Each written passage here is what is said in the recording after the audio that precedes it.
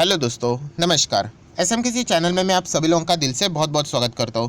दोस्तों, video start करने से पहले मैं आप लोगों को बताना चाहूँगा कि यहाँ पे एक ज़बरदस्त वीडियो यहाँ पे मैंने अपलोड किया है जो कि है एसबीआई के ऊपर। ये दोस्तों, एसबीआई को एक बहुत बड़ी चेतावनी यहाँ पे मिल चुकी है। ज़रूर इस वीडियो को देख लेना, लिंक नीचे डिस्क्रिप्शन बॉक्स में मिल जाएगी। लगभग 1 बजे के आसपास ये वीडियो आप लोगों के लिए मैंने अपलोड कर दिया था। उसी के साथ साथ स्टॉक मार्केट क्लासेस इस चैनल के ऊपर भी आप लोगों ने ज़रूर देखा होगा। 10:30 बजे ये पावरफुल वीडियो यहाँ पे मैंने अपलोड किया था कि पेनी स्टॉक, यस दोस्तों, खुद मल्टी बैगर पेनी स्टॉक कैसे सिलेक्ट किए जाते हैं, जहाँ पे मैं खुद ये टेक्निक इस्तेमाल करता हूँ। तो इसका लिंक भी आपको ऊपर आई बटन पे या नीचे डिस्क्रिप्शन बॉक्स में मिल जाएगा। तो चलिए दोस्तों, वीडियो को स्टार्ट करते हैं। बट ये भी कहना चाहूँगा, किसी ने फर्स्ट टाइम विजिट किया इस चैनल को सब्सक्राइब करके बेल आइकन को भी हिट जरूर कर लेना। सो दोस्तों, अभी हम लोग आ चुके हैं बिल्कुल हमारे नॉर्मल स्क्रीन के ऊपर। एंड यहाँ पे हम लोग बात करने वाले एक ऐसे सेक्टर के बारे में, एक ऐसे कंपनीज के शेयर्स के बारे में, जहाँ पे अभी हम लोगों को बोलते हैं ना कि पासा पलटते हुए देखने को मिल रहा है।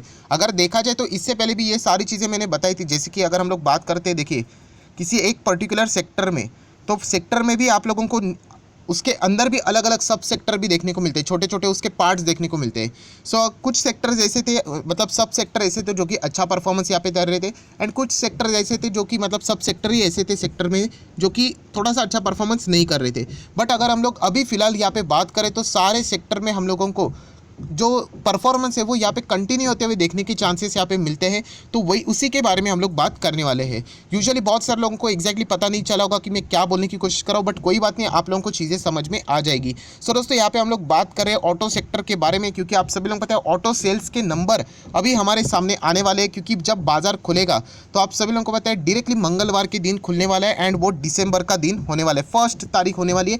एंड दिसंबर के 1 तारीख के दिन मैक्सिमम ऑटो कंपनियां अपने नंबर पेश करती है। वापस कहना चाहूँगा दोस्तों, ये चीज़ें ऐसी होती है जो कि अगर रिटेल निवेशक प्रॉपरली अगर सीख जाए तो उसके लिए अपॉर्चुनिटी हर महीने में यहाँ पे क्रिएट हो सकती है। क्योंकि ये जो डेटा होता है ऑटो सेल्स का, ये हर महीने में आपके सामने आ जाता है। 1, 2, 3 तारीख को ही नेक्स्ट मंथ में प्रीवियस जो मंथ खत्म हुआ, मतलब अभी मैं बात करूँ तो नवंबर मंथ खत्म हो जाएगा, तो उसका डेटा कैसे रहा ये पहले 1, 2, 3 तारीख जो दिसंबर रहेगा उसकी 1 तारीख पे हम लोग को देखने को मिलेगा। सो जो लोग यहाँ पे बाजार को सिंसियरली सीखने में बिलीव करते हैं, उसके ऊपर फोकस रखते हैं, तो उनको ये डेटा समझ में आया होगा कि कुछ चीज़ें ऐसी होती है बाजार में, वो रिपीटेडली होती रहती है। जैसे कि ऑटो सेल्स के नंबर रहते हैं, राइट, उसी के साथ साथ बैंक की परफॉर्मेंस रहती है, उसका नंबर सामने आता रहता है। तो ऐसी चीज़ें दोस्तों ये चलती है। जीडीपी का डेटा सामने आता रहता है, क्वार्टरली वाइज रिजल्ट आते रहते हैं। सो ऐसी चीज़ें आप लोगों को मौका भी देती है। अगर आप लोग पोजिशनली भी यहाँ पे क्या करना चाहते हो, ट्रेड करना चाहते हो, तो ऐसे इसमें भी ये नॉलेज आप लोगों को मदद कर सकता है। सिर्फ प्रॉब्लम ये होती है कि हम लोग सीखने के ऊपर ज़्यादा फोकस नहीं देते। एंड स्पून फीडिंग, आप सिर्फ एंटर एग्जिट बता दो, हम लोग पैसा डालेंगे, निकालेंगे, प्रॉफिट हमारा। सो ये जो एटीट्यूड रहेगा वो रिटेल इन्वेस्टर को सबसे बड़ा दुश्मन बन चुका है। एंड इसीलिए वो ज़्यादा अपना पैसा गवा देते हैं। सो दोस्तों, जैसे आपके सामने यहाँ पे मैंने ओपन किया ऑटो सेक्टर के ढेर सारे शेयर्स। एंड जैसे मैंने कहा कि ऑटो सेक्टर मतलब पूरा सेक्टर एक ही नज़र से इसे आप लोगों ने देखना नहीं चाहिए। जैसे कि मैंने इससे पहले भी आपको कहा था कि ऑटो सेक्टर में भी अलग अलग चीज़ें हैं, जैसे कि ट्रैक्टर। सो दोस्तों, ट्रैक्टर की डिमांड्स बहुत बहुत बहुत ज़्यादा बढ़ चुकी है। आप लोगों को बताना चाहूँगा, बीच में जो ट्रैक्टर बनाने वाली जो कंपनी है, उन्हीं के मैनेजमेंट ने यहाँ पे बोल दिया था कि हमारे ऑर्डर्स, मतलब बोलते ना, इतना डिमांड आ रहा है कि अगर हम लोग 100 ट्रैक्टर बनाते हैं तो 200 की डिमांड आ रही है। तो आप अंदाज़ा लगा सकते हो। एंड इसीलिए मैंने आप लोगों को यहाँ पे बताया था कि एस्कॉर्ट जैसा स्टॉक जो हम लोगों ने 900 के करीब बाय किया था, आज लगभग हम लोग को 1400 तक जाते हुए देखने को मिला।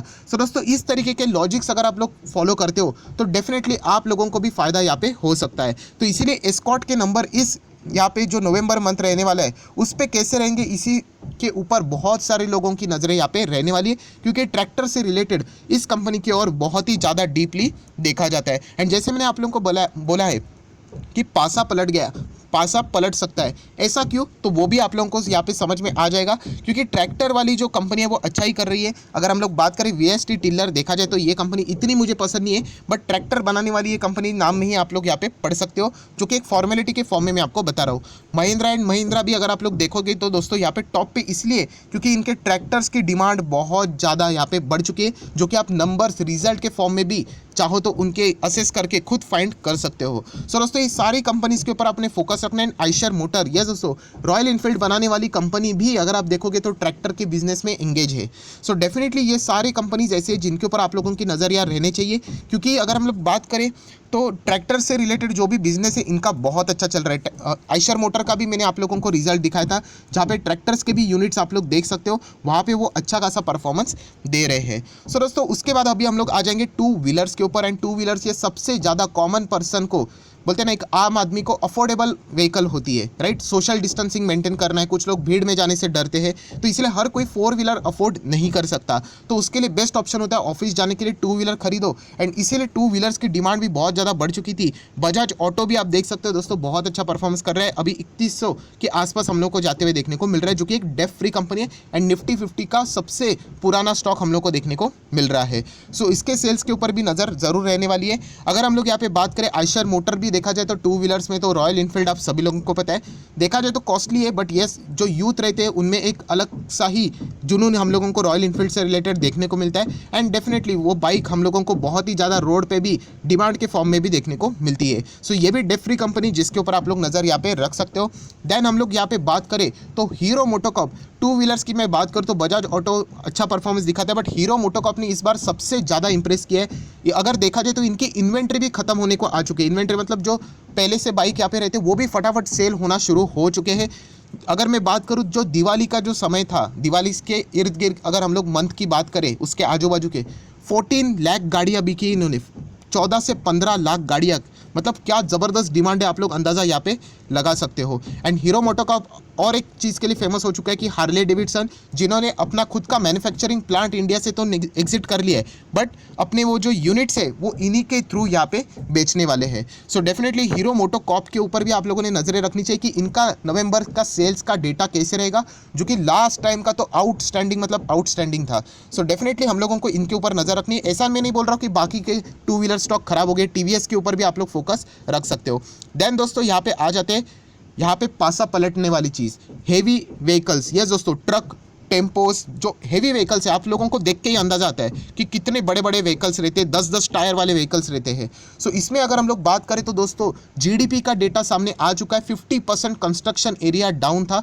एंड अभी अगर हम लोग बात करें तो सबसे अच्छा रिकवरी कंस्ट्रक्शन सेक्टर में देखने को मिल रहा है। एंड कंस्ट्रक्शन सेक्टर में इनकी सबसे ज़्यादा डिमांड हम लोग को देखने को मिलती है। एंड इसीलिए अशोक लेलैंड जैसे स्टॉक के ऊपर आप लोगों की निगाहें बहुत ही क्लोज यहाँ पे रहनी चाहिए। ये स्टॉक है ना, जितने भी ये खराब नहीं है, बट अब सभी लोगों को पता है 2018 से इतने सरकार ने अलग अलग नियम लाए थे, और वो एक ही साथ आने के कारण जो स्टॉक अच्छे चल रहे थे उनमें हम लोग को गिरावटें देखने को मिली थी। बट ये स्टॉक मार्केट का पार्ट ही रहता है, हर एक सेक्टर में हम लोगों को कुछ ना कुछ गड़बड़ी हर समय में यहाँ पे देखने को मिलती है। सो ऑटो सेक्टर बहुत ही अच्छी तरीके से अभी रिवाइव कर रहे हैं, 40 का स्टॉक अभी 90 पे आ चुका है। सो जरूर अशोक लेलैंड के ऊपर आप लोग फोकस रख सकते हो, इनके नंबर्स कैसे रहेंगे वो देखना पड़ सकता है। टाटा मोटर भी देखा जाए तो हर एक पैमाने के ऊपर हम लोगों को देखने को मिलता है। हेवी व्हीकल्स में भी टाटा के ट्रक्स आप लोगों ने देखे होंगे, बड़े बड़े व्हीकल्स देखे होंगे। सो इनके ऊपर भी आप लोगों ने फोकस रखना है। देखा जाए तो ये कंपनी बहुत ही ज़्यादा मतलब हाईलाइट्स में अभी आ चुके हैं। राकेश झुंझुनवाला ने खुद 4 करोड़ शेयर्स खरीदे।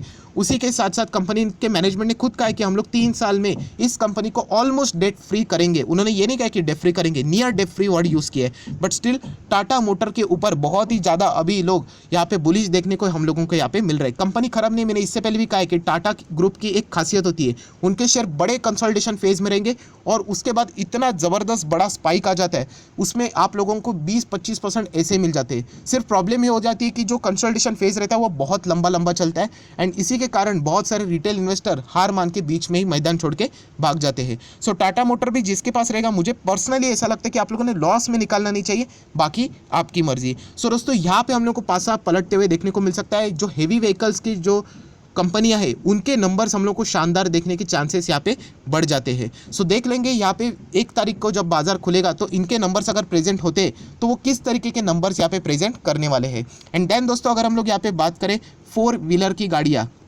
तो उसमें सबसे नंबर 1 कोई है तो आप सभी लोगों को बताने की ज़रूरत नहीं है, निफ्टी 50 का दिग्गज स्टॉक मारुति। सो मारुति सुजुकी का परफॉर्मेंस कैसे रहेगा वो भी हम लोग को यहाँ पे देखना पड़ेगा। हालांकि कुछ ब्रोकर्स ने ये कहा है कि 6300 तक मारुति का शेयर हम लोग को लुढ़कते हुए देखने को भी मिल सकता है। सो ये सारी चीज़ें इफ़ कंडीशन वाली है, ये तो सारा दूध का दूध पानी का पानी 1 तारीख को ही हो जाएगा जब कंपनीज अपने नंबर पेश करेगी। अगर कंपनी नंबर अपने अच्छे पेश कर लेती है सो डेफिनेटली ये कंपनी हम लोग को ऊपर जाते हुए देखने को भी मिल सकती है। 4 व्हीलर की बात करें तो अगेन टाटा मोटर्स का भी नाम सामने ज़रूर आता है, जो कि एक रिटेल इन्वेस्टर के लिए, रिटेल इन्वेस्टर या फिर हम बोल सकते हैं रिटेल परचेसर के लिए भी एक बहुत ही शानदार ऑप्शन हमेशा अवेलेबल करके देता है। सो दोस्तों ये जो डेटा है दोस्तों, यहाँ पे जैसे मैंने आप लोगों को कहा है कि 1 तारीख को ये सारा डेटा हम लोगों के सामने आ जाएगा। कुछ कंपनियां एक नहीं बल्कि 2 से 3 तारीख को अपना डेटा पेश करेगी, बट जैसे मैंने आप लोगों को कहा कि पासा पलटने के चांसेस बढ़ जाते हैं, क्योंकि ये जो सेक्टर था इसमें मैक्सिमम हेवी व्हीकल्स थे, 4 व्हीलर्स थे, जो कि हम लोगों को नीचे जाते हुए देखने को मिल रहे थे। बट यहाँ पे अभी इनकी डिमांड इतनी बढ़ चुकी है, तो अभी हम लोगों को लगता है कि यहाँ पे भी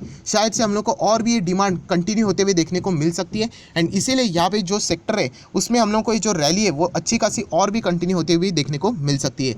सो ये सारी चीज़ें क्या सच होती है झूठ होती है, ये तो सारा दूध का दूध पानी का पानी हो जाएगा जब कंपनी अपने नंबर पेश करेगी तब। बट इससे पहले हम लोग जरूर कह सकते हैं जितने भी ब्रोकरेजेस हाउस थे, रेटिंग एजेंसियां थी, जो कि ऑटो सेक्टर को हमेशा डाउनग्रेड किया करती थी क्योंकि उनका परफॉर्मेंस अच्छा नहीं था, रिसेशन में हम लोगों को जाते हुए देखने को मिल रही थी चीज़ें, कंस्ट्रक्शन सेक्टर भी डाउन देखने को मिल रहा था एंड इसीलिए वहाँ पे हम लोग को वो गिरावटें देखने को मिली थी। बट अभी शानदार रिकवरी एंड उसी के साथ साथ ऑटो सेक्टर में भी रिकवरी की पॉसिबिलिटी यहाँ पे बढ़ जाती है, तो इसीलिए इन सारे स्टॉक्स के ऊपर आप लोगों ने खास नज़रें ज़रूर रखनी चाहिए। सो आई आशा करता हूँ दोस्तों वापस आप लोगों को कुछ ना कुछ नया सीखने को मिलेगा होगा, ये आशा करता हूँ। तो ज़रूर इस वीडियो को लाइक करना, दोस्तों के साथ शेयर करना, तो उनको भी ये सारी बातें पता चल जाएगी। So that's it, thank you very much दोस्तों, we will be meeting our next video, तब तक के लिए बाय बाय।